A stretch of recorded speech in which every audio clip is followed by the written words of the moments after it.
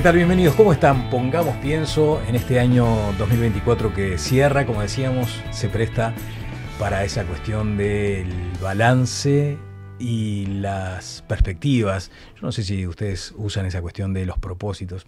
Lo hacía en un tiempo, ya no lo hago más. Después el tiempo va cambiando, los años también son distintos. Es imposible que tengamos un año completamente excelente o espantosamente malo.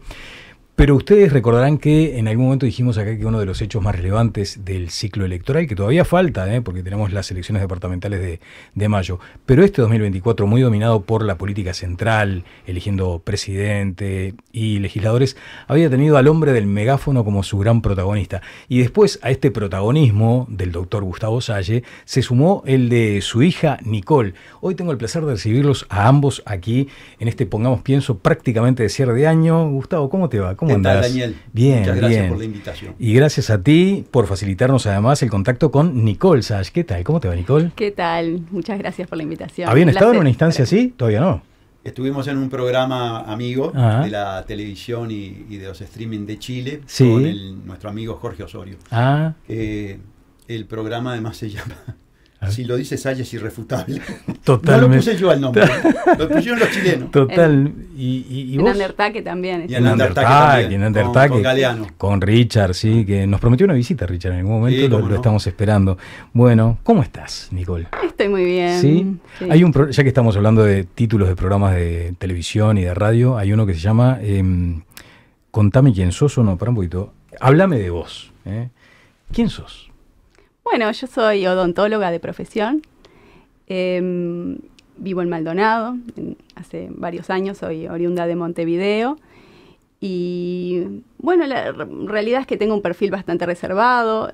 Lo mediático no te iba mucho. No.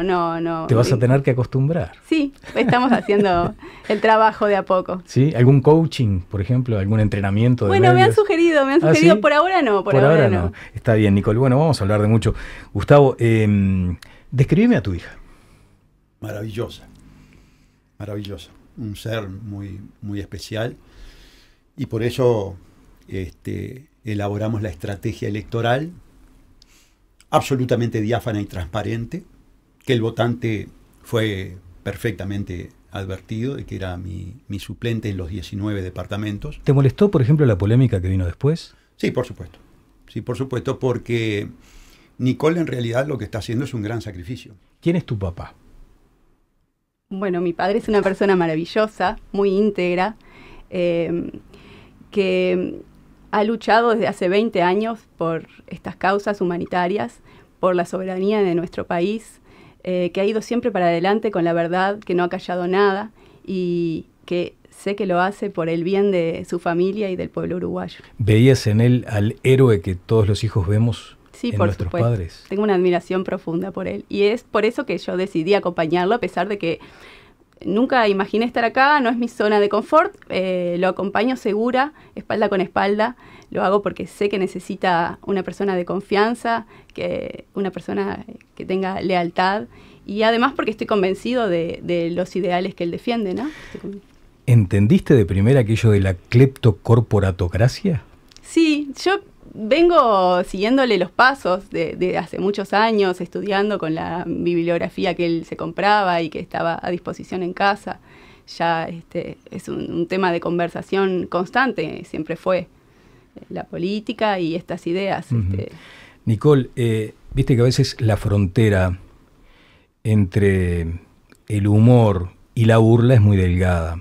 ¿Sentiste también como hija dolor o angustia o rabia cuando sentías que se burlaban de tu padre?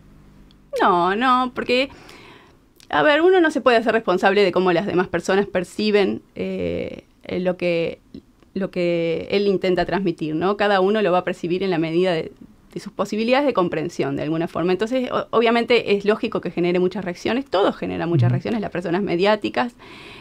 Lo que muchas veces siento, más que nada, es miedo, preocupación, ¿verdad?, por la exposición. Pero no, las burlas... ¿Y algún día le dijiste, che, papá, o no sé cómo le dirás, che, viejo, hasta acá, ya no sigas más? Y bueno, sí, muchas veces toca temas delicados que me preocupa su integridad, nuestra integridad. Otras veces también hablamos de las formas o de si la metodología es la ideal o no. Bueno, eso se discute mucho. Sos una profesional de la salud, por lo tanto se habla también en tus ámbitos de salud mental. A veces se le decía, no, Gustavo, está loco, ese hombre está loco. Sí, y bueno, para eso te voy a citar a Krishnamurti, ¿verdad? Que dice que no es signo de salud o estar profundamente adaptado a una sociedad enferma. Eso es lo que te tengo para decir al respecto. Entonces, para mí, que te llamen loco en esta sociedad, que es bastante descabellada, sería hasta un halago. Me lo decías así la otra vez, Gustavo. ¿Por qué es así? Porque una sociedad en la que descuartizar a un niño en el ámbito en el que se puede sentir más seguro, que es en el seno de su madre, presentarlo como una agenda de derecho, estimular matar al enfermo, presentarlo como una agenda de derecho, y después, si por esas cosas se te da por decir, apliquemos la pena de muerte a los políticos corruptos, te miran como diciendo, este hombre está loco. Entonces, ¿qué tipo de sociedad vivimos? ¿Te das cuenta? ¿Pero vos matarías a un político corrupto? ¿Vos matarías a un bebé en el seno de la madre? Te hice antes una pregunta. Ajá. ¿Vos matarías a un político corrupto? No, pero tampoco mataría a un inocente en un infanticidio alevoso y premeditado. Y menos la hipocresía de presentarlo como una agenda de derecho. La agenda del derecho a matar. No es progresista esa agenda. ¿Cómo? ¿No es progresista como la presentan? Bueno, si el crimen, si matar inocentes en el seno de la madre es progresismo, es progresista. Yo digo que es una agenda criminal y plutocrática. Proviene de la oligarquía. Es de los mega ricos. ¿Vos votaste la Agenda 2030? ¿Vos la conocías antes de que se pusiera en vigor? No, nadie la conocía. Cuando por primera vez en este país alguien dijo la agenda más legítima, la agenda más audaz y la agenda más sensata, nadie la conocía. ¿Sabes quién dijo eso? Tabaré Vázquez. Pero después, ese mismo político vetó la ley del aborto.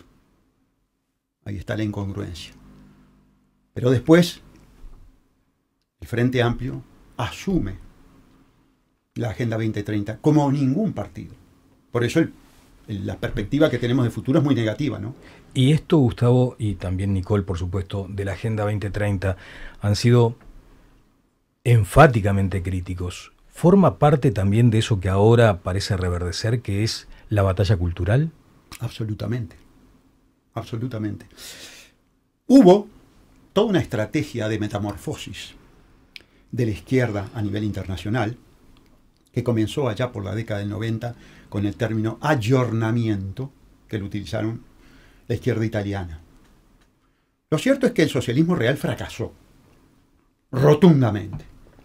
Fue la experiencia de la Unión Soviética, que terminó en un fracaso rotundo, y la experiencia fundamentalmente de Alemania democrática, paradójicamente, que termina con la caída del muro de Berlín. Pero en esa etapa vos eras frente amplista. No, en el 90 yo ya no era. Yo fui frente amplista en la década del 70. En el origen. Voté a Batalla en el 85. Así que sí, era frente amplista, pero el muro cae en el 89. Y la Unión Soviética en el 90-91, con la Glasnost y la Perestroika, con el agente Gorbachev. Agente, por supuesto, ¿no? De la Central de Inteligencia Americana. Lo has dicho. Claro, por supuesto.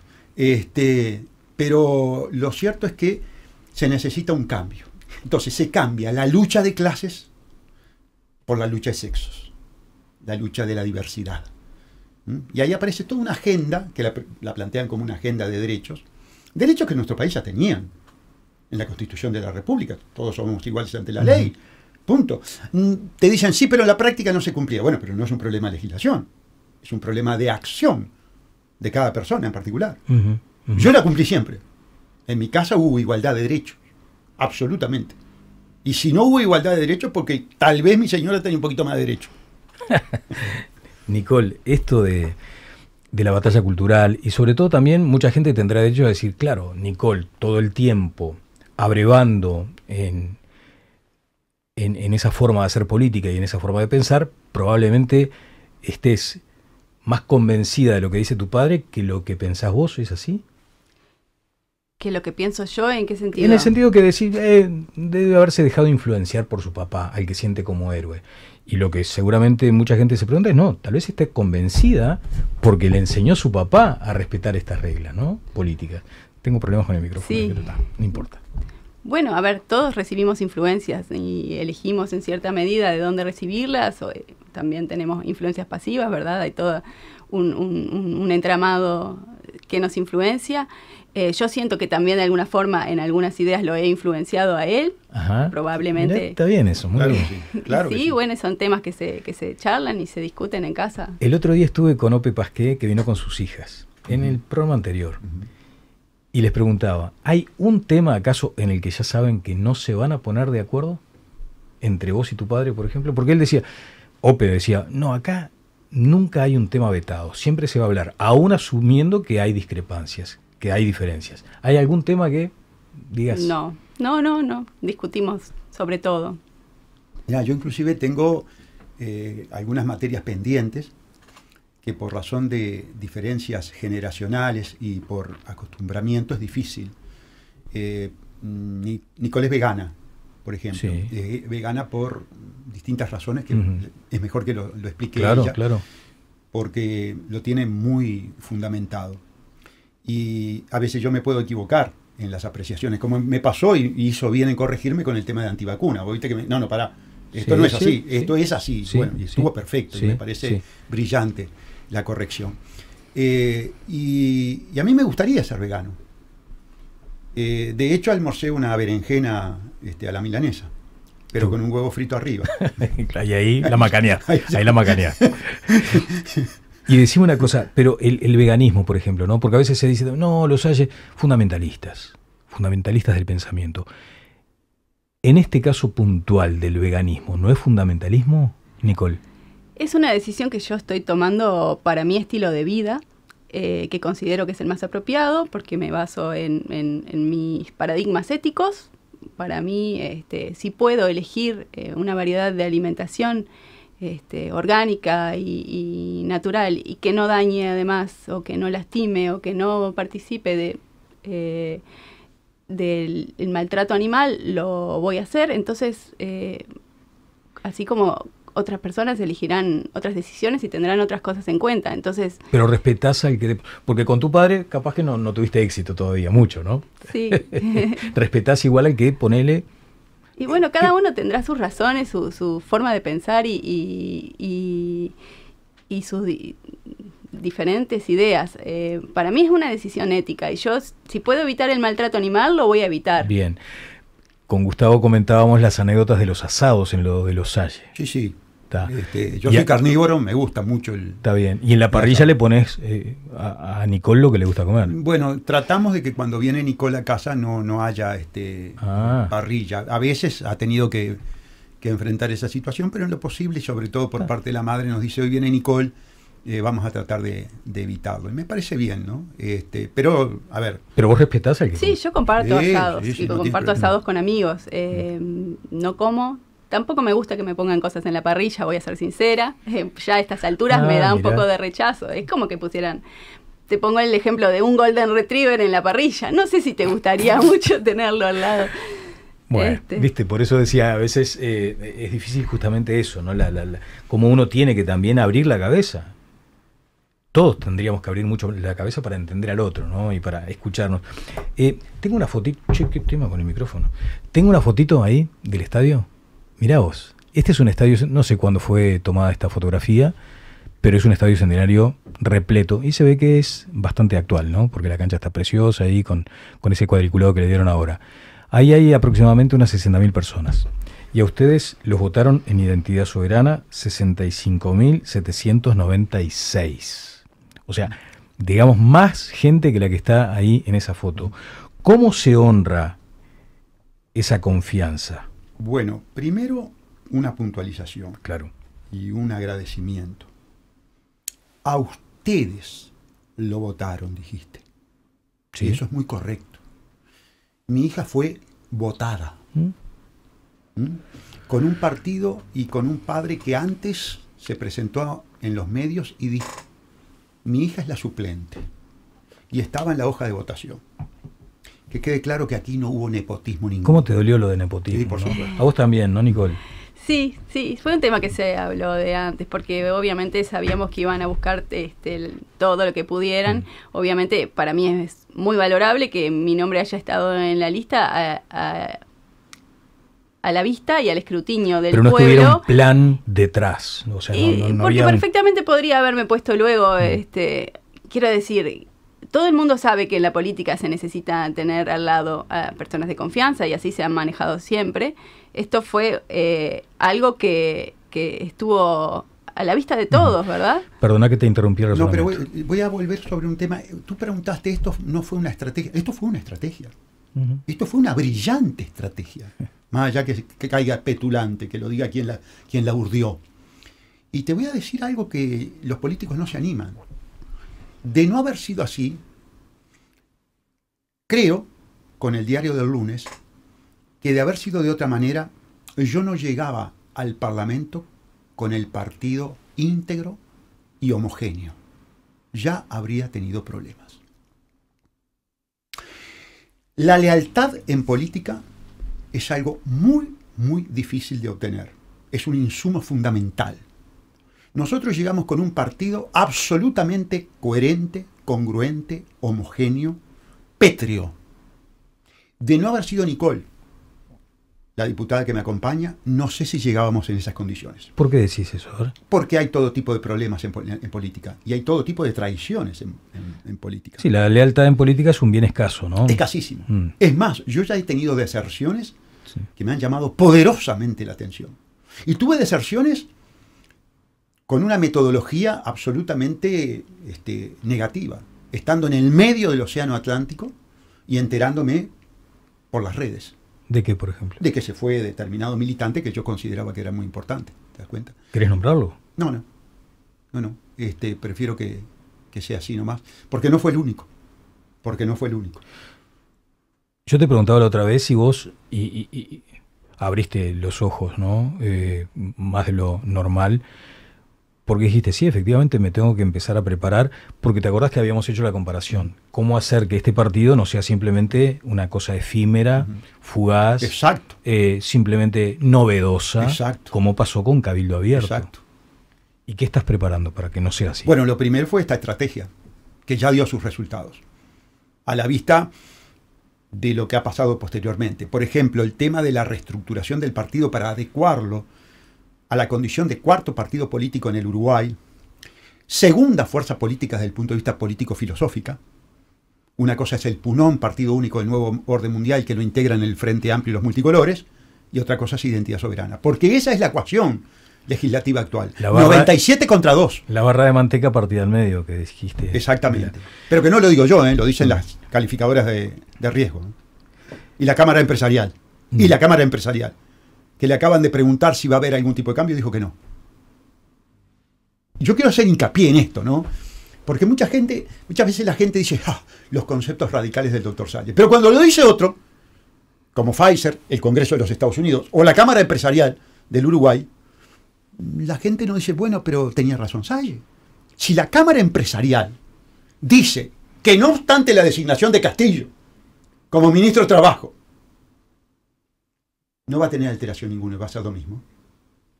Está ratificando lo que dice Salles. ¿Y por qué la Cámara Empresarial está tan segura de que va a ser así? Porque Castillo no es el importante. ¿Quién es el importante? Gabriel. ¿Qué Gabriel? O'Donnell. Ya vino con la receta bajo el brazo. La foto del estadio, que es una representación del número de votos. Y le preguntaba a tu papá, ¿cómo se honra esa confianza? Bueno, son votantes exigentes porque están bien informados, porque han seguido la trayectoria de mi padre. Me consta, tienen siempre muchas preguntas, quieren saber qué vamos a hacer. Obviamente que también muchas expectativas. Y bueno, es lo que dice mi padre siempre, nosotros vamos a hacer 2 contra 97. Entonces, creo que se va a honrar transmitiendo transparencia. ¿Van a ser 2 contra o van a ser 2 con también? ¿No? Bueno, a ver, en los temas estructurales, sí, que son los más importantes, que son los que vienen con indicaciones foráneas, 2 contra 97. En los temas accesorios, tal vez allí tengamos algún tipo de acuerdo. Pero, por ejemplo, un tema central, el presupuesto nacional, sí, que a mí me tiene verdaderamente muy preocupado. Un presupuesto, todos los presupuestos del mundo vienen con el contenido de Agenda 2030. Entonces vos en el presupuesto vas a tener cambio climático, pandemia y ideología de género.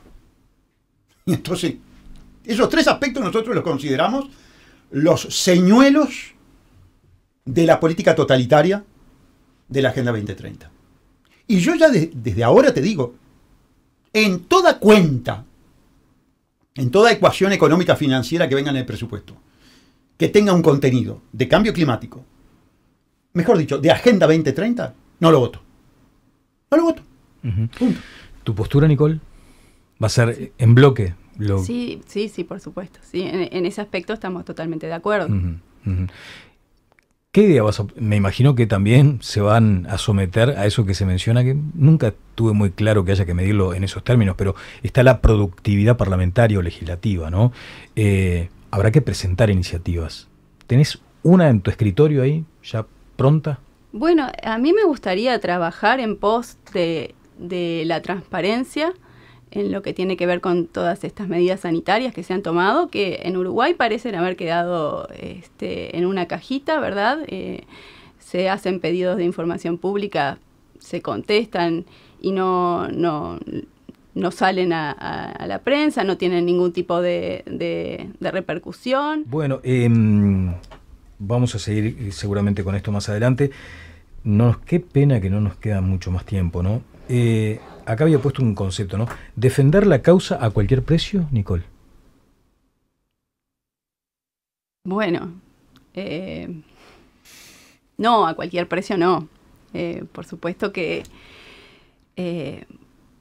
voy a dejar todo en la cancha, pero bueno, mi prioridad sigue siendo el bienestar de mi familia, ¿no? ¿Dónde está el límite? Y decís, hacia ahí no paso. Y bueno, cuando sienta que de alguna forma estoy vulnerando la salud de mis seres queridos. Estás encantado con tu nieto, ¿no? Por favor. ¿Y lo querés llevar por el mismo sendero? Y yo quiero, no sé si los padres me van a dejar. Pero... Para empezar, tenés que enseñarle cómo se pronuncia cleptocorporatocracia. Él sabe. ¿Sabe? Ya lo saque al toque. El Churi está preocupado por las criptomonedas. Sí. Claro. Sí, está a la vanguardia de la temática. Estaba a la vanguardia, claro. ¿Y a la vanguardia qué significa? ¿Que está con un aparatito de estos? No. A él le gusta mucho el ajedrez. Sí. De hecho, es campeón nacional sub-8 de ajedrez y hace poco fuimos al sudamericano. Le gusta la música, toca el piano, le gusta la lectura. La gimnasia. Sí. La próxima lo traemos, ¿está? Lo traes. Así que ya hacemos. Bueno, sobrevivir para incidir es lo que había puesto. Yo quiero hacer una precisión. Claro. Jugárselo todo. Está muy bien lo que dijo Nicole. Yo priorizo a mi familia. Yo les quiero decir que Nicole ya se jugó. Nicole ya se jugó. Se jugó el todo por el todo. Al estar de diputada por este partido. Ya se jugó. Y ella podrá pensar, bueno, yo tengo un límite. Yo creo que ya ultrapasó todos los límites por el mero hecho de ser diputada de Identidad Soberana y de acompañar a su padre en esta batalla. ¿Y como padre no sentís como un sí, miedo? Claro, sí, claro, terrible. Estoy muy preocupado. De hecho, este tema no lo hablamos, lo voy a hablar públicamente, pero me preocupó mucho, por ejemplo, que la camioneta de Nicole apareciera con una brutal raya de exprofeso de los dos lados del vehículo. De los dos lados. Es decir, que no es una cosa casual de que pasó un individuo y por daño le dañó una de las partes. Fue por un lado, volvió por el otro. ¿En Maldonado? Sí, en Maldonado. Maldonado, exactamente. De hecho, nosotros recibimos una amenaza explícita por parte de un judío sionista, que dijo, a este individuo hay que atenderlo rápidamente. como se dice vulgarmente, no es moco de pavo estar acompañando el discurso del doctor Gustavo Sala en Identidad Soberana. Sí. Es de una valentía sin límite. Yo digo eso porque hay mucho individuo liviano de cabeza que dice, acomodó a la nena. ¿Cómo eso? Viste que lo traes a cada rato. Sí, lo traigo. ¿No? ¿Te dolió eso? Traigo. Vení vos que decís que acomodó a la nena. Pero vení con el discurso mío. Y metete con la masonería. Y metete con el narcotráfico. Y metete con el sionismo. Porque es muy fácil en las redes. Y sobre todo hay cuentas anónimas. Vení, guapo. Vení a jugártela. Pero sos un hombre del derecho. ¿Por qué no denuncias? No. Denunciar que cuentas falsas. Lo que hago es esto. La refutación mediática. Poniendo las cosas en su lugar. Y la plata de los votos, Tiene una preocupación los uruguayos por la plata de los votos. Hasta el propio ex diputado Vega estaba preocupado por la plata de los votos. No se preocupó nunca por investigar los 8.000 millones de dólares que se le dieron a UPM. A los uruguayos, al periodismo uruguayo, no le preocupa. Le preocupan los 400.000 dólares que pueden haber quedado libres para Identidad Soberana, no sé si un poco más, dependerá de las cuentas. Le preocupa eso sí, pero no le preocupa, por ejemplo, las jodas de las intendencias, de cientos de millones de dólares en 19 intendencias. No le preocupa las jodas, por ejemplo, de Salto Grande, de las comisiones especiales, de los gastos diplomáticos, de los contratos secretos, de la entrega del agua dulce del país. No, eso no le importa. Es la platita de los votos. La plata de los votos, que quede bien claro. La plata de los votos está para la presidencia del doctor Salle. Porque Uruguay necesita al doctor Salle como presidente de la República. Si no, está liquidado. ¿Lo ves como presidente a tu padre? Lo veo. No sé si le van a dar los años, pero que va a dejar todo en la cancha. Claro, y ahí, viste, cerramos con esto, ¿no? Que es súper mediocre la pregunta, pero la voy a hacer igual. ¿Vale la pena? Claro que vale la pena. Por algo estamos en esto. A pesar de todo lo que me acabas de decir. ¿Tenés hijos? Y claro. Sí me dijiste la otra vez que conocías a todas las... ¿Te acordás? Correcto. Lo hago por los tuyos. Lo hago por los míos. Lo hago, aquella es mi cámara, lo hago por los hijos de ustedes. Claro que vale la pena. Y vamos al Parlamento a jugarnos todo por el todo. Acabo de venir del Palacio. A ver si tenía el despacho. Estoy como loco. ¿Cuál te tocó? ¿Cuál te tocó? El baño. Bueno, el tema es el siguiente. Hablé con el encargado de la asignación, Juan Martín, espléndido, una persona afable. Nosotros habíamos pedido con Nicole estar juntos. Claro. Y aparentemente, no lo puede dar por confirmado, nos toca el segundo piso del anexo, 2 despachos juntos y de cara a la bahía.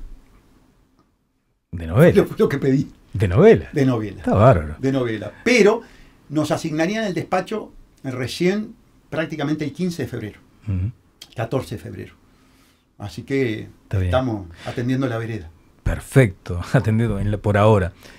Después le vas a poner alguna decoración, alguna bandera, algún cartel, alguna leyenda. En ese sentido tenemos la sede. ¿Viste? ¿La foto en tu despacho cuál va a ser? Para todo eso. Y la de toda mi familia. Por supuesto, la familia actual, la que vive, y la familia que jugó un rol fundamental para ser lo que soy. Nené, Ariel y Carlitos. Nené, tu mamá. Ariel, tu papá. Carlos, tu hermano. Fallecido. El que te controvertía a veces. Que me controvertía, pero que fue... El que se peleaban en los... Sí, pero fue el rompehielo de mi vida. Mirá. ¿En qué sentido? Que él se encargaba de romper el hielo y yo navegaba fácilmente después esas aguas totalmente despejadas. Pero no pensaba como vos a veces, ¿no? En algunos aspectos no. Digo por aquello el pionono. En algunos aspectos no. En otros sí. Él murió siendo Frente Amplista. Y yo detractor del Frente Amplio por completo. Y esa es la realidad. Y bueno, teníamos indudablemente discrepancias, pero eso no afectaba que fuera un hermano. Bueno, el duelo de la muerte de mi hermano me llevó no menos de 8 años. Y es recurrente que en todas las entrevistas lo menciono. Mi padre trabajaba mucho y no tenía un genio que le permitiera, digamos, articular bien con los jóvenes. En cambio, mi hermano sí, y fue él un poco el que sirvió de rector cumpliendo esa función de desbrozar el camino para hacerme la vida más fácil. ¿Tu carácter lo heredaste de? Y es las leyes de la herencia. Es un poco de mi padre, mucho de mi padre. Mi padre era un individuo de genio explosivo. Y la parte más estratégica y racional de mi madre. Bueno, muchas gracias. Nicole, ya tenés tu despacho también ahí pegado al viejo, ¿no? Al veterano. Bueno, vamos a ver, parece que sí. ¿Y con la profesión qué vas a hacer? ¿La vas a seguir cumpliendo? Tengo que reestructurar el consultorio, vamos a ver, no tengo muy claro todavía cómo lo voy a llevar a cabo. ¿Vas a seguir viviendo en Maldonado? Sí. Sí. Y tenés que, también, viste, cuando es representante tenés que rendir cuentas, ¿no? Seguramente a la gente que te votó allá, ¿no? Que la votación allá anduvo bien. Allá anduvo muy bien, pero en realidad esto es una cuestión estratégica del partido. Ella es por Montevideo. Perdón. Ella es por Montevideo, yo soy por Canelones. Nosotros le vamos a rendir cuenta a todo el país. Sí, está bien. Pero tenía la confusión con el lugar de residencia. Exacto. Yo soy representante por Canelones. De hecho, ya estoy preocupado por cosas que están pasando en Canelones, como ese barrio privado que se quiere hacer frente a la Laguna del Cisne, 73 chacras privilegiadas, violando todas las normativas y violando la Constitución de la República. Eso va a ser tu primer planteo ahí. Bueno, tengo si planteos, te podrás imaginar que si tengo un planteo de esa naturaleza, lo macro ni te digo, golpe de estado técnico, contrato secreto, modelo narcoforestal. Te vamos a escuchar, ¿eh? Vamos. Bueno, Nicole, muchas gracias. Bueno, muchas gracias por esta comparecencia pública. Sé, además, que tiene también esas cuestiones, ¿no? De decir, bueno, ahora sí me expongo, pero vas a estar muy expuesta. Así hay que irse acostumbrando. Hay que romper el hielo. Como bueno, fue un placer romper el hielo contigo. Ha sido una entrevista muy afable. Muy amable, ¿eh? Me gustaba tenerlos a los dos acá. Gracias, Gustavo. Gracias a ti. Y sí, efectivamente tengo que remarcar lo que acaba de decir Nicole. La afabilidad te caracteriza. Yo ya la he vivido, así que te agradezco mucho y te felicito. Muchas gracias. Nos vamos a una brevísima pausa y seguimos adelante. Pongamos pienso en este último mes del año. Despedimos este año llenos de energía, porque logramos hacer que todos los rincones del país estén electrificados. Hicimos que las familias más vulnerables accedieran con más facilidad a la energía eléctrica. Potenciamos el plan inteligente para que más hogares disfrutaran la energía a un precio más conveniente, ganando en confort y bienestar. También estuvimos junto a los sectores productivos e industriales, desarrollando planes específicos para promover su desarrollo. Impulsamos la digitalización de los trámites y servicios y avanzamos hacia la medición inteligente, convirtiendo a Uruguay en un referente en América. Estimulamos el uso eficiente de la energía, con bonificaciones para la adquisición de electrodomésticos, bombas de calor y cargadores de vehículos eléctricos. Además, alcanzamos un récord de exportación de energía. Todo esto junto a nuevas obras de infraestructura y el premio Oro Cier en calidad y satisfacción de clientes por 4º año consecutivo. Por todo esto, despedimos a un gran año y damos la bienvenida a uno nuevo con la misma energía y compromiso de siempre. ¡Feliz 2025! UTE, transformando con energía nuestro país.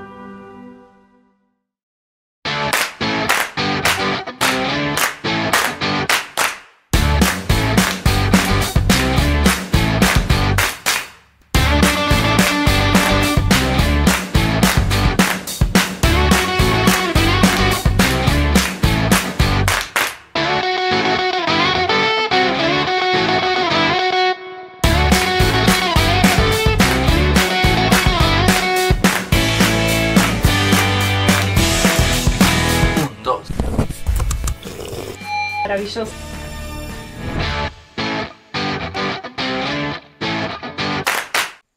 Seguimos adelante, pongamos pienso en el aire. Hoy vamos a descubrir, en realidad vamos a intentar descubrir al hombre detrás de Sin TV, al señor Z. Y obviamente a cada uno de nosotros cuando hace una mención a Sin TV, primero que se le dibuja una sonrisa, por el humor que despliegan, pero por la satisfacción de que lograron, en este ecosistema muchas veces demasiado cerrado, generar un canal propio, exitoso, que incide, que forma opinión Y de todo eso vamos a hablar, pero en realidad es una excusa esta entrevista para ver si podemos descubrir un poco más de este señor detrás de la máscara. Voy a saludar allí lo tengo, mira, al señor Z. ¿Qué tal? ¿Cómo te va?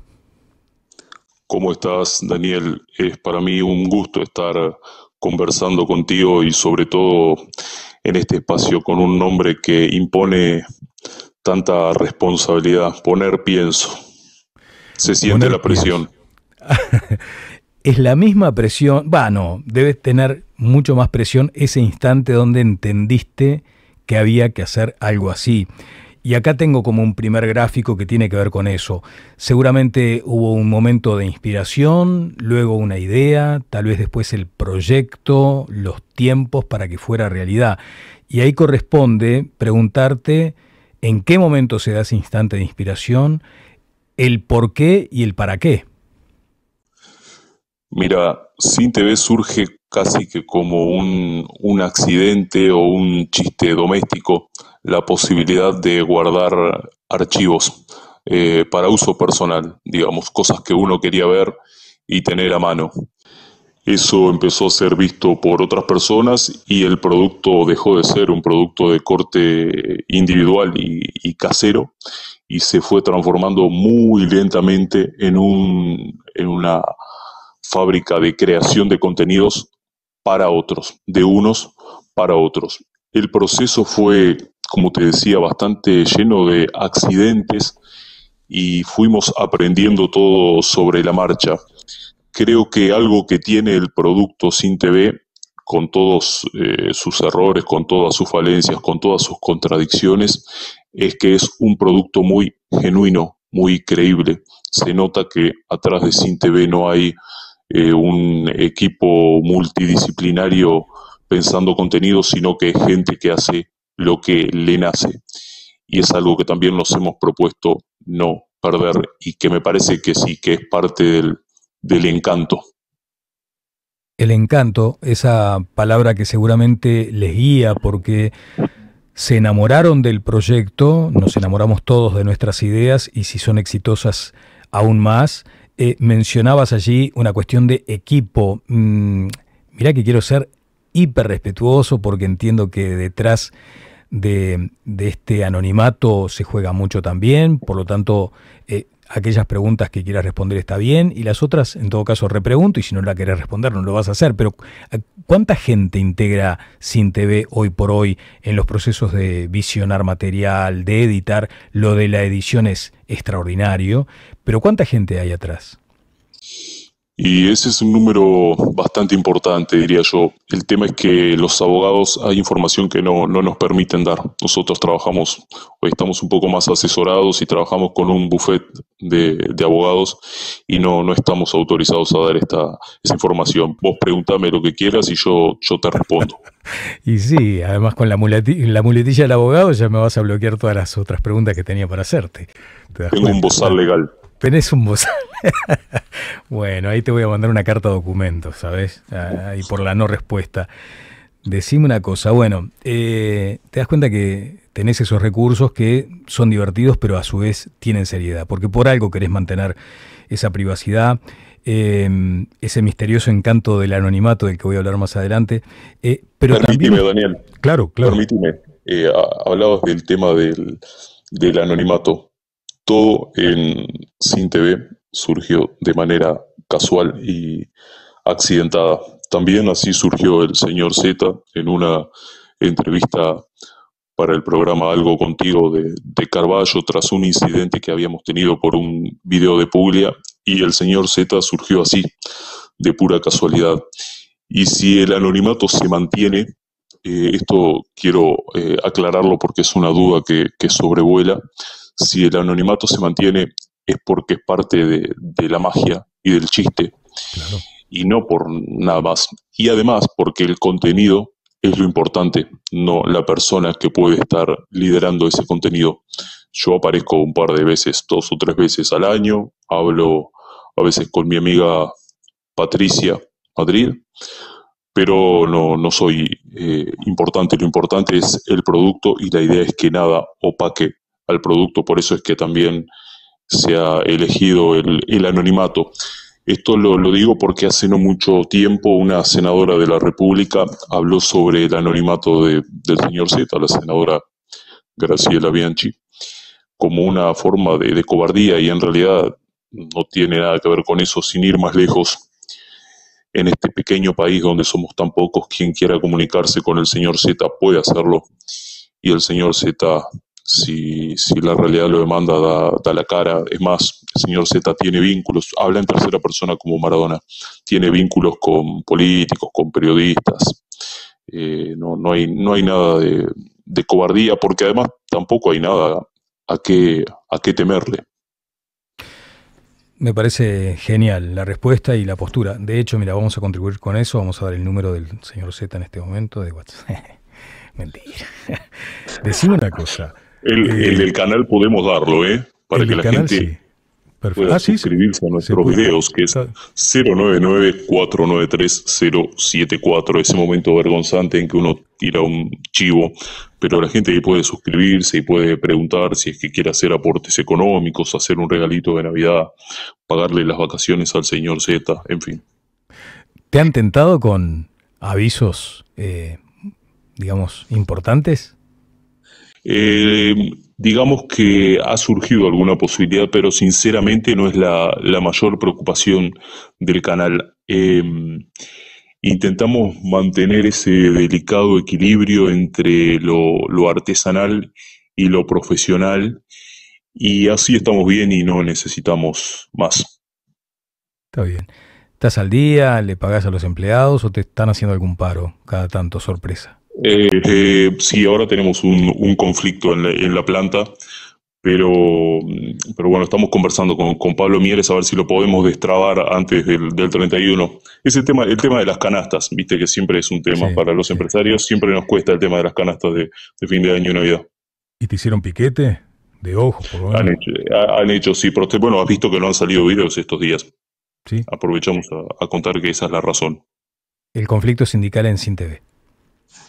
Sindical con Z. Sindical con Z, claro. Bueno, decime una cosa, señor. ¿Cómo trabajan, cómo internalizan al equipo la discusión sobre la frontera entre el humor y la burla? Bien, Sin TV tiene como principal objetivo, como principal objeto de trabajo, vamos a decir, a dirigentes políticos y personas de la farándula, aunque como ya he dicho en algún otro momento, la farándula en Uruguay es la política. De modo que Sin TV suele meterse, vamos a usar esa palabra meterse, con personas con cierto grado de poder y redes de contacto. De modo tal que uno no se mete con débiles, por lo menos nosotros no lo hacemos. Y eso es algo que nos permite trabajar con cierta soltura.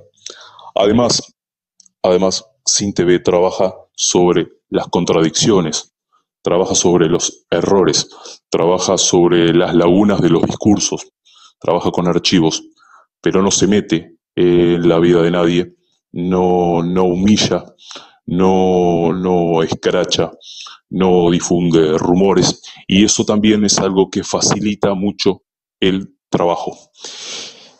Y además, por si fuera poco, muchas veces nos reímos de nosotros mismos, de nuestras contradicciones, de nuestros propios discursos y sus falencias, de nuestras propias carencias como espacio de comunicación. Entonces, eso también te legitima, porque cuando vos te reís mucho de vos, creo que también demostrás que podés reírte de los demás con la misma intensidad y de la misma forma genuina. Así que no creo que hemos hecho cientos y cientos de videos. En alguno podemos haber derrapado, pero en general, como hay 2 o 3 premisas claras de acción, esa línea no se pasa. Y casi que no hemos tenido problemas en los medios, con personas de los medios de comunicación. No hemos tenido problemas con políticos. ¿Por qué? Porque nuestras líneas de trabajo son muy claras y es poco probable que surja algún inconveniente. ¿El peor derrape cuál fue? buena pregunta.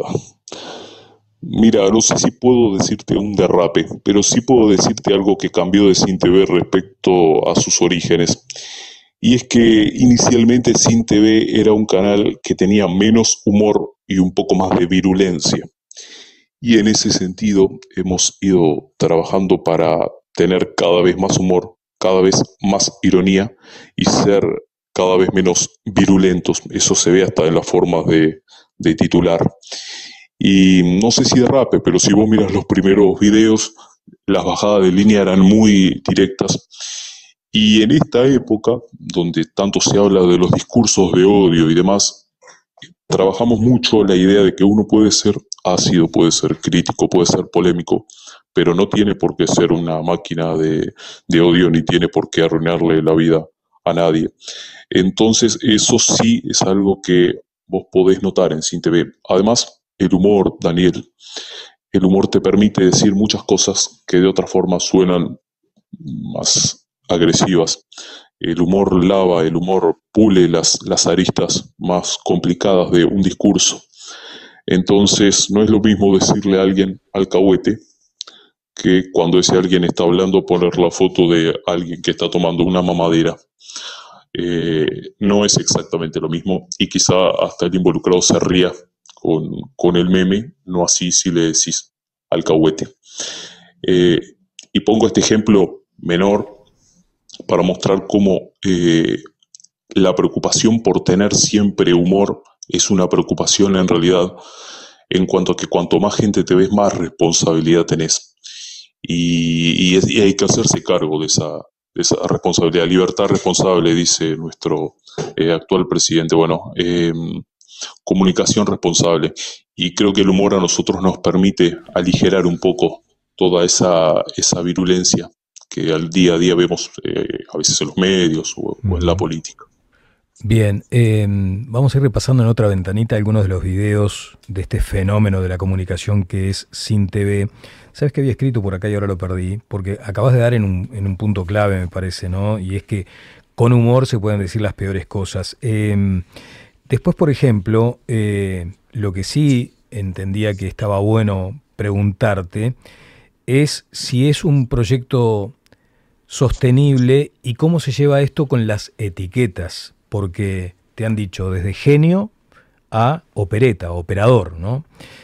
Entonces, en función de lo que es ahora un cambio de gobierno, decís, bueno, el señor Z y su equipo, SinTV, ¿van a seguir con esa misma actitud ante un gobierno, un gobierno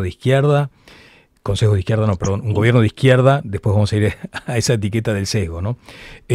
¿Cómo te llevas con las etiquetas? ¿Genio u operador? En ese péndulo, ¿dónde te sentís mejor? Bueno, te agradezco lo de genio, pero no me queda cómodo. Y operador sería una persona que se reúne con otra para coordinar acciones, creando eventos de forma un poco espuria, ¿no? Y creo que tampoco nos calza. SinTV siempre tuvo una ideología muy clara, es un medio de comunicación de izquierda. Pero ser de izquierda no quiere decir ser obsecuente con cualquier persona o partido político que se digan de izquierda. Tenemos un problema ahora con el micrófono, seguramente si quitas tal vez, no sé, la mano de ahí del micrófono del celular. Porque viste también, señor Z, que en el caso este del carnaval, que es lo que más se debate respecto a la postura que asumen los conjuntos del carnaval, las murgas, y se me dio como ese punto de contacto, decir, bueno, ¿y ahora cómo van a actuar cuando venga un gobierno que seguramente, en tanto es una construcción humana, va a cometer errores, va a tener faltas? El arte, lo mismo que la comunicación, no tienen la obligación de ser objetivos. A nadie se le ocurriría pedirle a Citarrosa que haga un tema a favor de la clase obrera y que luego haga otro tema a favor de los empresarios para así compensar. No, el artista canta lo que siente y el comunicador comunica lo que quiere. En ese sentido, nunca sentimos ninguna presión, nunca nos sentimos en la obligación de ser equilibrados. Creo que las obligaciones vienen por el lado de la honestidad, en el sentido de ser honestos con el lugar desde el cual hablamos, primero, no disfrazar algo que no somos, pensamos y sentimos esto y lo queremos comunicar, estamos ideológicamente parados acá, pero a la vez la obligación de ser honestos en que cuando algo no nos gusta de la gente que piensa parecido a nosotros, poder sentirnos en la libertad de decirlo. No ser obsecuente. Tener una ideología no te vuelve ni obsecuente, ni operador, ni nada que se le parezca.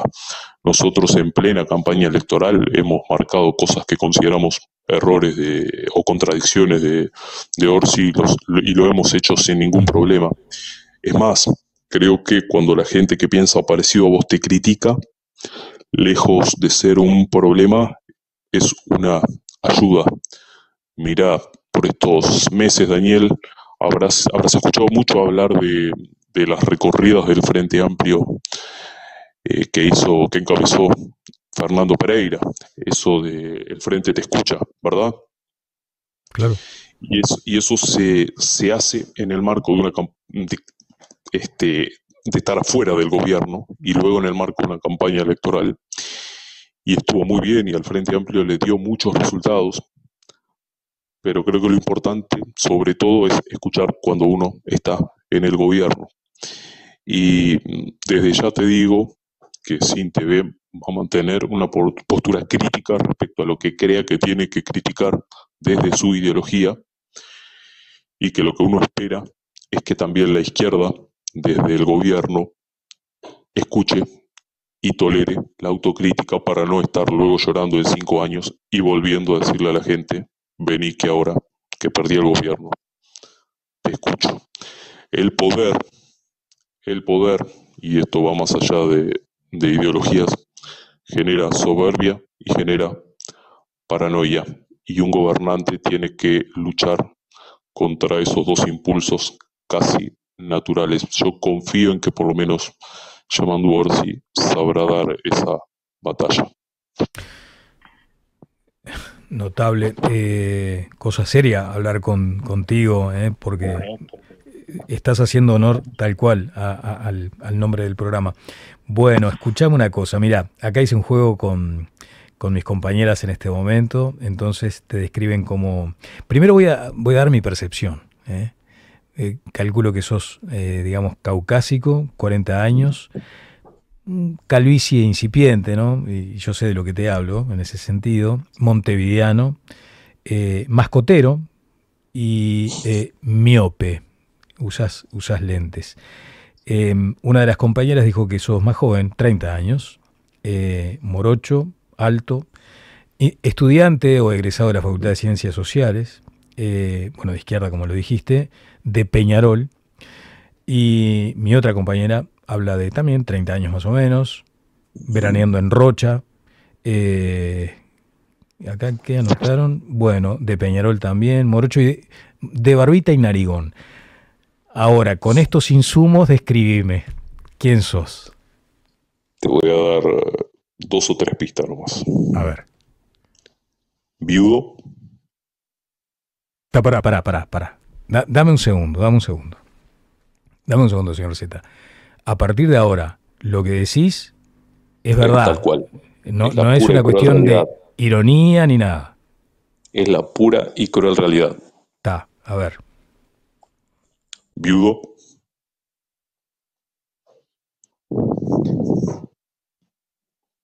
Veraneo en Asunción. Yo sabía, ¿viste? Porque tengo familia. Tengo familia en Asunción. Que hace sí, es agradable el clima en Asunción en verano. Sí, me voy con EGA en diciembre, más o menos por esta fecha, y vuelvo en marzo. Voy a romper todo lo que tenía, mirá. Y soy de Capricornio. Sabía que ese era el cierre. Bueno, no vas a decir nada, no estuvimos cerca, lejos, nada. Y algo que me gusta mucho decir es que estudié en la Universidad de la Calle. Tal cual. Sí. Vamos a poner todos en el graph de Luis Alberto de la Calle. En los graphs vamos a poner que descubrimos quién es el señor Z. Qué maldad, qué maldad al final, porque algo podrías habernos dicho. Bueno, tu colega Patricia Madrid, quien me ha tolerado este año, sí, es una de las tantas que me ha pedido la primicia, y bueno, el día que lo devele, quizás esté veraneando en Asunción, ya viviendo allá, y ya alejado de los medios. Cuando lo anuncie ya estaré lejos del medio. Sí, tipo Marcet, así. Claro, ahí va. Te mando un mensaje con Nacho Álvarez. Para que te haga la entrevista. Está bien. Claro. Buen plan. Bueno, Patricia es una amiga, así que nos va a compartir seguramente el momento de esa revelación de identidad. Más allá de esto, de estos momentitos también, de estas burbujitas, ya que estamos en un mes festivo, burbujitas de humor, realmente queremos celebrar tu talento, el de tu equipo, lo que están haciendo, abrirnos la cabeza muchas veces, y además ese compromiso que acabas de asumir. Ya me diste el plan 2025-2030, que es seguir siendo ácidos, críticos y sobre todo haciéndole sentir al futuro gobierno que tiene que estar muy atento para cumplir con lo que prometieron. Con eso me quedo, señor Z, muchas gracias. Bueno, espero que volvamos a hablar dentro de algún tiempo y poder decir que ellos cumplieron y nosotros también. Y si me permitís también agradecerte a vos y agradecerle a tu equipo. El señor Z es nadie y la verdad que es un honor que hayan pensado en mí para charlar un rato. Podemos hacer un cierre de todos los años, ¿viste? Un especial señor Z cada año. Un abrazo enorme. Lo hablo con mis abogados. Es cierto, con tu buffet, Bueno, muy bien. Un abrazo enorme. Gracias. Un abrazo. Ustedes saben que mucha gente me dice que soy dueño de Grupo Gama. ¿Será porque me ven siempre acá? Pará, Chino, a mí también me dicen lo mismo. Seguramente no vieron alguna foto juntos. Aguante, muchachos, a mí también me dicen lo mismo. Porque Grupo Gama es de todos. Conéctese usted también a Grupo Gama. Festejando 30 años junto a las familias uruguayas. Patrón, patrón, patrón. Patrón, patrón, patrón. Si es sanitaria, es patrón. Líderes en mantenimiento sanitario. Ahora quiero proponerles un repaso de la historia a través de los censos. Este es un material generado en el Instituto Nacional de Estadística. Como ustedes saben, el 2024 también estuvo muy marcado por el censo. Y allí lo que se hace es convocar a la reflexión a dos historiadores de altísima calificación, Ana Ribeiro y José Rila. Compartimos esta pieza.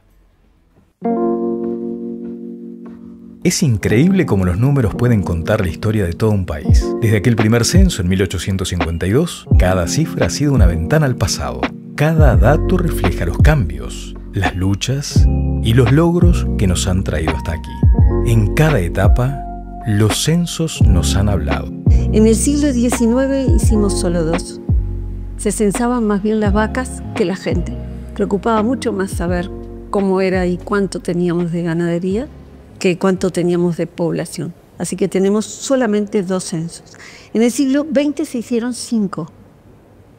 Y en lo que va del siglo XXI ya llevamos 3. O sea que los censos es una cosa que nos preocupa notoriamente más ahora que antes. Así que tenemos algunos vacíos grandes desde el punto de vista historiográfico en donde no tenemos fechas. De cualquier manera, hay un censo muy profesional y muy moderno en 1908, que es el que en este caso nos da cifras más redondas cuando comparamos. Sin embargo, no fue el primer censo. El primero es en 1852, saliendo de la Guerra Grande, en un país absolutamente devastado, que venía de las consecuencias demográficas de una guerra que había sido muy cruenta, y comparar eso con el 1908 es hacer un balance de toda la inmigración recibida. Muy especialmente el de 1908, hecho bajo el gobierno de Williman, que es como el primer censo moderno, por lo menos con más estadísticas. El primero en el tiempo, está en este libro y toda la información del país, casi como la población, cabía flotando en una sola hojita de este tamaño, se despliega dentro de ese libro. En realidad, censo es el de Giró, ¿verdad? Sí. Antes hay algunos testimonios periodísticos que nos hablan de la población del Uruguay, por ejemplo, hacia el año 1830. 74.000 habitantes, esa cifra anda por todos lados, ¿verdad? Sí. La cifra del año 30. Cuando el país nace, la Constitución, ¿verdad? El Uruguay tiene 74.000 habitantes. Era un estadio centenario lleno, eso era el Uruguay en 1830. Que si además volcáramos a la población como un tintero sobre el mapa, veríamos que casi toda ella estaba concentrada en los centros urbanos. A finales del siglo XIX, Uruguay experimentó un notable crecimiento poblacional. En 1852 éramos apenas 132.000 personas, pero para 1908 ya éramos más de 1 millón. Las olas de inmigrantes trajeron consigo más que solo trabajo. Trajeron sueños, nuevas tradiciones y una rica diversidad cultural que transformó el Uruguay de aquel entonces. Sin ellos, nuestro país no sería el mismo. 1829, 1875, una luz migratorio que conformó las bases del Uruguay que hoy reconocemos, en el cual nos reconocemos. El Uruguay fue siempre un país donde la migración fue muy importante, tanto la que expulsa como la que atrae. Los inmigrantes controlaban todo en el siglo XIX, menos la política. Controlaban todas las actividades del mercado laboral, de los profesionales, de la vida social, de los mercados laborales en todas las clases. En 1908 representaba el 17%. Claro. Ahí vinieron todos los bisabuelos. Exacto. Y los abuelos, todos los que ahora nos dan a la inmigración, que sale, claro, les dan la identidad española o la ciudadanía italiana que todo el mundo busca en los archivos que están colapsados de pedidos. Sin embargo, ese crecimiento no fue eterno. Desde mediados del siglo XX, los censos comenzaron a mostrar un estancamiento poblacional. En 2023, Uruguay alcanzó los 3,5 millones de habitantes, cuando en 1985 ya éramos 3 millones. Y con un dato desafiante. Hoy en día, mueren más personas de las que nacen. Un fenómeno que plantea preguntas profundas sobre nuestro futuro como sociedad. La caída demográfica y el envejecimiento de nuestra población. Caída demográfica que no es novedad, porque ya en 1908, en ese censo que se impulsó bajo el gobierno de Williman, se notaba una caída demográfica. La población había crecido mucho entre el momento de la independencia y, digamos, el primer militarismo del siglo XVIII. Y cuando se hizo el censo del 8, que es uno de los más estudiados, creo que el del 8 y el del 63 son los más estudiados en contextos distintos. Yo me acuerdo que el diario El Siglo, cuando vio los datos del censo del 8, dijo, aquí hay revelaciones muy ingratas. Estamos descubriendo algo que no queríamos ver, que es esto de lo cual vos estás hablando. Sí. Este país está demográficamente estancado. Los primeros censos retrataban un Uruguay mayoritariamente rural. En 1963, el 19% de los uruguayos vivía en zonas rurales. Hoy ese porcentaje ha caído a menos del 4%. Este cambio no es solo un número, refleja una transformación en nuestra economía y en el modo de vida. El Uruguay rural ha cedido protagonismo a las ciudades modernas, llenas de actividad. La población rural ya era escasa, era un vacío, no Siempre había, fue un vacío. ¿verdad? Esa es la primera imagen. Después aparece el censo de Giró, ya más profesional. Lo que quiero decir es que en el mundo la población rural ha caído. La gente se ha ido del campo. Esto es interesante porque la población rural bajó y sigue bajando. Va a seguir bajando. Pero la productividad crece. Pero la producción rural, la productividad rural, la actividad rural, la riqueza que se genera en el campo aumenta. Aumentó muchísimo. En 1908, los hogares uruguayos albergaban a casi 6 personas. Hoy, esa cifra ha caído a 2.5. Las familias han cambiado. Cada vez más personas viven solas. Un fenómeno que representa cerca del 30% de los hogares. Además, nuestra población envejece rápidamente. En 1908 teníamos 16 niños por cada persona mayor de 65. Hoy solo tenemos un niño. Este es el Uruguay actual. Familias más pequeñas, una sociedad más longeva. Nosotros tenemos esta demografía más o menos estancada desde el 900, sí, ¿no? Más o menos. En el 900 ya teníamos baja natalidad, esposas maduras, ¿sí? Y familias pequeñas. Eso ya estaba instalado en el 900 como un contraste muy fuerte con respecto al siglo XIX. Y eso es, fíjate, baja natalidad. Ha bajado mucho la mortalidad también, pero baja natalidad. Es una estructura pesada, que no se mueve, ¿verdad? ¿No? Por ejemplo, si una sociedad tiene muchos menos jóvenes y tiene muchos más viejos, ¿cómo piensa el futuro? ¿Cómo se piensa el futuro en una sociedad donde la proporción de mayores de 65 años es tan grande en comparación con la población menor de 14 o menor de 30 incluso, ¿verdad? Yo creo que pensamos el futuro de una manera distinta. Por eso el Uruguay del 900 era un país para el cual el futuro era una cosa diferente a lo que es hoy. ¿Por qué? Bueno, porque la mayor parte de la gente está en los promedios de edad más altos, ¿verdad? Está bien, es bueno que la población de algún modo viva más, vivamos más, vivimos mejor, ¿sí? Nuestro problema no está ahí. El problema está abajo. La individualidad vista como un logro, la libertad personal de decidir tu vida y con quién y cómo vivís, y vivir solo como una posibilidad auspiciosa. Sí. Más autonomía. Más autonomía, y eso ya no por soledades, como tú decías, sino por decisiones. Claro. ¿No? Por eso... Todo esto es por decisiones personales también, hay que tenerlo claro. Los demógrafos, de hecho, hablan de infertilidad social, sí, ya no infertilidad biológica, sino de infertilidad social. Entonces, bueno, en este caso es lo mismo, son soledades sociales, son soledades por decisión. Y aparecen luego esas figuras extrañas, y lo ves en la ciudad. Yo que soy una observadora de urbanitas, bastante obsesiva, ves las grandes casonas de las familias pudientes o las más modestas, casas que se amontonaban, el de la madre acá, el del tío del otro lado, y terminaban siendo unos caseríos con marca de familia. Ahí viven los Pérez, allá viven los Méndez. Eso que era tan habitual en barrios modestos, ¿no?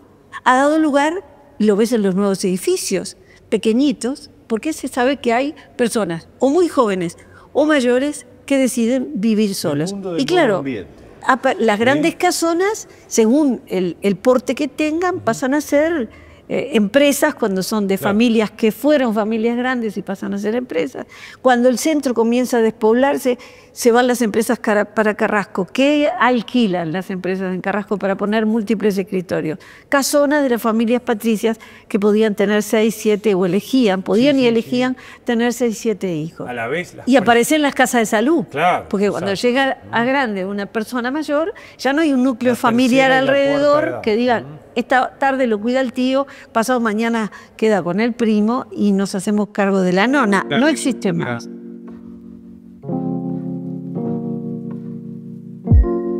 El comienzo de esta década del 20 marcó un punto de inflexión. Por primera vez en nuestra historia, Uruguay tuvo más defunciones que nacimientos. Casi 35.000 personas murieron frente a algo más de 31.000 que nacieron. Un dato que nos obliga a reflexionar. Nuestra demografía, ya desde inicio del siglo XX, es baja de natalidad, pero progresivamente cada vez más eficaz en preservar la vida. Entonces llegamos a esa cifra rotunda, que creo que, no sé a vos, José, pero fue lo que más me impactó estos 2 últimos años. Podemos decir por primera vez, y no con orgullo, que murieron más personas que las que nacieron. Entonces, eso es impactante, ¿no? Es impactante. Y la mortalidad infantil es una hazaña de la demografía uruguaya, ¿sí? Porque nosotros llegamos a tener 100 por 1000 niños menores de 1 año fallecidos al nacer, digamos, ¿no? Y ahora creo que la cifra tiende creo que tiende a 0, o sea, de modo que esa es una hazaña de la demografía uruguaya, prácticamente la desaparición de la mortalidad infantil. La gran revolución ha sido el control de la natalidad. ¿sí? Esa ha sido el gran cambio de la modernidad, el control de la natalidad. El Uruguay parece haberse especializado en ese gran mojón de la historia de las poblaciones en el mundo, porque maneja casi a la perfección los instrumentos del control de la procreación. Las condiciones de vida han mejorado. En el año 1985, el 20% de los hogares tenía pisos de tierra. Hoy día el registro es cercano a 0. También el 94% de los hogares cuenta con calefonos similares. El 50% cuenta con al menos un vehículo. Si bien el número de la población se mantiene relativamente incambiado, la sociedad vive mejor y dispone de mayores opciones de confort en sus hogares. Y la vivienda, la calidad de la vivienda, ha variado notablemente. En los censos se preguntaba si tenías piso de tierra. Ahora yo creo que dentro de poco ya no se va a preguntar más si tenés piso de tierra, porque el porcentaje de personas que viven en viviendas con piso de tierra tiende a 0, otra vez, ¿sí? De modo que vamos a tener que cambiar las preguntas. En medio siglo, 40, 50 años, si uno imaginariamente decía, bueno, paremos a un señor, a una señora en el living de su casa y que gire 360 grados, mire a su alrededor qué cosas hay, qué bienes tiene, qué hay en las paredes, qué muebles hay, qué hay en la heladera. Todo va a cambiar. En 50 años, el cambio no lo queremos aceptar, nos cuesta decir. El cambio ha sido impresionante. Los censos nos revelan más que cifras. Nos hablan de desafíos importantes. Una población que envejece, hogares diversos y un crecimiento estancado. Pero Uruguay siempre ha sabido adaptarse. Nuestra historia está llena de ejemplos de resiliencia y transformación. El Uruguay del futuro no será el mismo que el de hoy, pero depende de nosotros moldearlo juntos, con solidaridad y visión. Porque los censos no solo reflejan el pasado, son un espejo del camino que debemos construir como sociedad. Tenemos problemas de crecimiento demográfico desde el principio del siglo XX detectados y consignados. Crecíamos poquito, pero veníamos creciendo siempre. Por primera vez lo que tenemos, y estamos hablando de los 3 últimos años, lo que tenemos es decrecimiento. Paramos de crecer. Esto significa la lectura en clave de censo de eso de que muere más gente de lo que nacen, que es por primera vez que lo registramos y que es profundamente alarmante. Entonces, ¿qué le queda a esa curva de crecimiento que venía muy, muy lenta, como una tortuguita? Ahora le queda el declive. Ahí va a aparecer la pregunta. Sí, ¿cómo hacemos? Claro, ¿cómo hacemos? ¿Cómo sigue esto, verdad?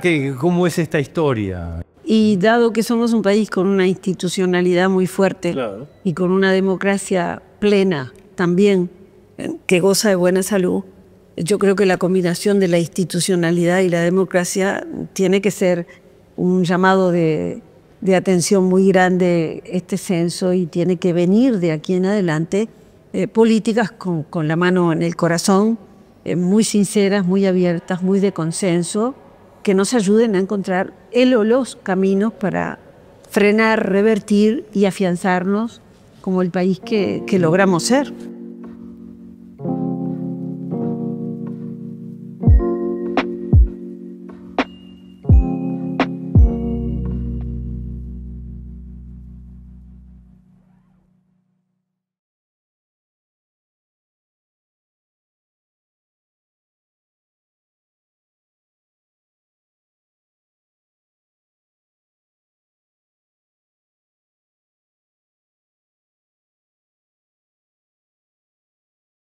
Vamos a compartir ahora testimonios, declaraciones de 2 ministros designados. Por un lado, la futura titular de Defensa, Sandra Lasso, que habla de derechos humanos, sobre todo de la acción que va a desarrollar desde ese ministerio. También menciona lo que se ha hecho hasta el momento o lo que no se ha hecho, y alude a estas declaraciones recientes de Lucía Topolansky que han generado tanta repercusión, tanta polémica en la interna del propio Frente Amplio. Vamos a escuchar entonces, en ese sentido, lo que me decía en Radio Sarandí la futura ministra de Defensa, Sandra Lasso. De contacto, de conexión con la chacra, como se dice, ¿no? ¿Sabes que yo nunca fui a la chacra? ¿Nunca fui a la chacra? No. Mire usted. Wow. Fui una sola vez hasta la puerta de la chacra porque tengo un amigo músico que además usted sabe que el expresidente Mujica es muy admirador del tango. Sí, y bueno, quería ir, insistí en ir, y justo era la hora del almuerzo. Y digo, no, vamos, están almorzando. Está bien. ¿no? Así que... Porque en definitiva hay algunos aspectos allí vinculados a recientes declaraciones de Luciano Polansky. Dijo que hubo mentiras de testigos en delitos de lesa humanidad, que se presionó a militantes para que alteren los dichos con el objetivo de obtener condenas, y que ella y otros integrantes del movimiento Tupamaro se negaron a hacer. ¿Algunos comentarios sobre esto? Yo no he hablado, no he tenido contacto en estos días con Lucía, estuve con ella el sábado, pero en otro ámbito, pero lo que dije hace un rato lo mantengo. Yo me hago cargo de lo que digo yo, y esto corre para todo el mundo. Digo, si usted mañana viene y me dijo, su hijo dijo tal cosa, mi hijo se hace cargo porque es responsable de lo que dice. Eso me lo enseñó mi viejo. Esclavo de lo que digo, dueño de lo que callo. Y bueno, corre para todo el mundo. Digo, son mis referentes políticos, pero no me hago cargo de las declaraciones que hace cada uno. Y para eso puedo asegurarle que yo soy muy mansa aparentemente, muy tranquila, pero tengo firmeza para decir con convicción que cada uno se hace cargo de lo que dice. Bien, allí también hubo una reunión hace relativamente poco tiempo entre el general Manini y el expresidente Mujica, donde se entendía que debía insistirse con aquella idea de que los condenados por delitos de lesa humanidad de la cárcel de Domingo Arena, fueran liberados por cuestiones humanitarias. A ver, cuando las bases programáticas hablan de derechos humanos, están hablando, yo creo que el concepto que emitió Mujica, que tampoco he hablado con él, sí lo escucho y mucho, habla de eso, ¿no? Por ahí puede parecer. Ahora, es una situación muy delicada. Yo no me animo a emitir una opinión de si tienen que estar acá o tienen que estar allá, porque hay demasiado dolor todavía. Está muy fresca esa situación arriba de la mesa. Por lo tanto, lo que sí digo es que yo estoy dispuesta al diálogo en esa materia y en todas, ¿no? Pero en esa materia particularmente. Y también soy consciente que para generar un contexto favorable al diálogo tiene que haber determinadas condiciones. Pero, reitero, no voy a decir estoy de acuerdo o no estoy de acuerdo, porque a priori, si usted me pregunta, yo creo que cuando uno comete un delito que es imprescriptible, tiene que saber que la consecuencia es la privación de libertad en condiciones humanitarias, por supuesto, ¿no? En principio, entonces, estaría de acuerdo con que se mantuviera, no innovar ahí. No innovar, exactamente. Bien, bueno, estamos cerrando, tenemos tiempo para hablar más adelante, sí, por supuesto, con la ministra designada Sandra Lasso. Hay otros aspectos que tenían que ver, y en todo caso con esto vamos cerrando, con una especie de estrategia regional de defensa. O sea, cuando se advierten cuáles son las hipótesis de conflicto, son hipótesis de conflicto planetarias. Entonces es importante coordinar, coexistir con otras fuerzas armadas de la región. ¿Está de acuerdo con eso? Sí, eso, digo, por algo los dos capítulos que tienen que ver con política internacional, relacionamiento internacional y defensa están juntos en las bases programáticas, porque tiene que ser así. En los hechos es. Nosotros permanentemente desde el ámbito parlamentario votamos, aprobamos o no, porque hay que analizar los por qué, un calendario de salidas, entradas, operaciones multidisciplinarias, donde además en un país que tiene determinadas características socioeconómicas, culturales como el nuestro, hace bien que se practique justamente la tarea militar en estos ejercicios. Un tema que ha sido polémico también en la fuerza política, ¿no? Pero ahí hay algunas cosas que también nos hemos comprometido fuertemente porque lo criticamos durante todos estos años. Cuando nos llegan los ejercicios, nos llegan a veces hoy para votarlo urgente porque las tropas entran mañana o salen mañana. Eso hay que mejorarlo. Y eso tiene un resorte jurídico que hay que ver cuando la transición venga dónde está, porque lo hemos hablado con algunos de los mandos. y a veces el resorte no es específicamente del ámbito jurídico. Bueno, hay que propender a que eso se solucione y que exista un calendario que ya sabemos, hay ejercicios que todos los años los votamos, que van a estar, que traten de venir en tiempo y forma. Pero bueno, esa es parte. El mundo del trabajo, ¿cuáles son aquellos debates a los que no hay que esquivar y que hay que encarar apenas se inicie el próximo gobierno? De este tema hablé con el ministro designado de Trabajo, Juan Castillo. Pensabas antes del mundo del trabajo que ahora ya no las pensás, cuando se habla, por ejemplo, de la necesidad de modernizarlo. Mira, está bueno el escenario en la pregunta, pero además para hablarlo con largo tiempo. Yo al menos admito que si yo quedara estancada con la misma opinión, con los mismos conceptos y con las mismas palabras que dije hace 20 años atrás, entonces me detuve en el tiempo. El ser humano en realidad continuamente está aprendiendo, nos vienen desafíos nuevos que nosotros tenemos que afrontar. El mundo del trabajo hoy no tiene y no padece los mismos desafíos que padecíamos en mi etapa laboral hace 20, 30 años atrás. Obviamente que hay nuevos desafíos. ¿Qué muro no pinta, qué leyenda no pintarías en el muro? Bueno, le sacaría ya ese que terminábamos todo, que queríamos todo ya, ¿no? Pero, a ver, ¿qué es lo que estamos hablando? ¿En qué fase está viviendo la humanidad ahora? En una fase en la cual la única gráfica que aumenta constantemente en la población mundial es del desempleo, la desocupación. Cada vez más se encuentra por millones la cantidad de desocupadas y de ocupados. Esto es hablar en forma tangible para que la gente entienda. Las personas que la única forma de parar la olla, la única forma de subsistir es si vende la fuerza de trabajo y a cambio recibe un salario, cada vez tiene menos oportunidades y cada vez se demanda más calificación para el nuevo empleo. Es un mundo del avance de la tecnología. Ya ni siquiera se la llama revolución tecnológica a esta parte porque está en continuamente evolución, precisamente el avance de la ciencia y la tecnología, la automatización, la computarización, el tema de la aparición en el mundo de fenómenos tales como que hay camiones o hay taxímetros que se desplazan solos sin necesidad de un chofer. Qué lindo que es para una persona ahora decir, mirá, en vez de tener que hacer una cola a un banco, en cada esquina tengo un cajero, y eso desplazó un mundo de trabajadoras y trabajadores. Qué lindo es ir al supermercado, despacharme solo, pesarme solo, embolsarme solo y cobrarme solo. Pero desplazó un mundo de trabajadores y a los pocos y pocas que quedan en el trabajo se le cae el salario porque obviamente hay más oferta que demanda. Entonces, nosotros tenemos un gran desafío allí. No estamos hablando solamente de aumentos transitorios de la desocupación. Bueno, la noticia de ayer es que bajó un poco el desempleo y eso es buena noticia. Un colega de ustedes me preguntaba, ¿qué le parece estos datos? No, si ahora están 7,4, o sea, bajó como 0,6% y se aumentó la demanda de empleo. Es una buena noticia. A mí no me importa qué gobierno o cuál es el color político. Es una buena noticia que haya más trabajadores que tengan ocupación. El problema es cuando hablamos de qué tipo de trabajo estamos hablando.